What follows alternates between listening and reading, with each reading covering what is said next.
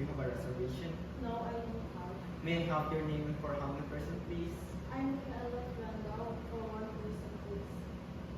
Do you prefer smoking or non-smoking area? Do you prefer smoking or non-smoking area?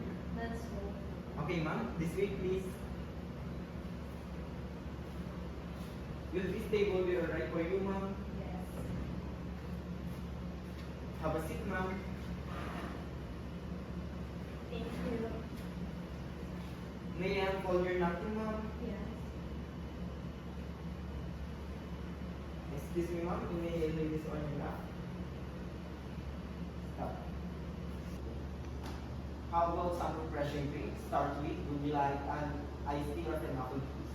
I want ice cream, please. Excuse me, ma'am.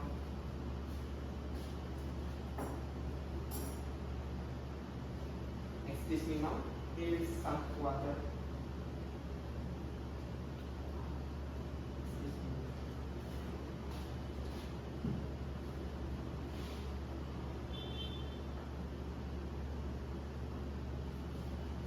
Excuse me, ma'am.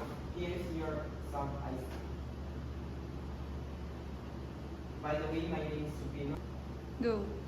By the way, my name is Steven Victor. You were dining attendant for today. Excuse me, ma'am.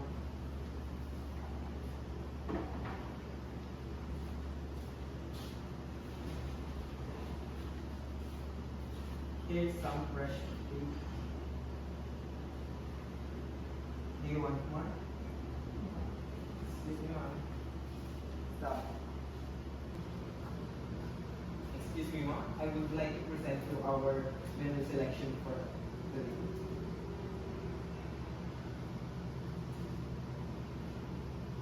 I will take your order if you are ready. Excuse me, ma'am.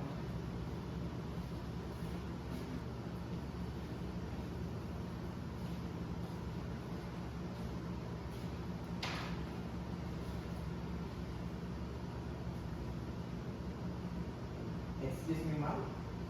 May I take your order?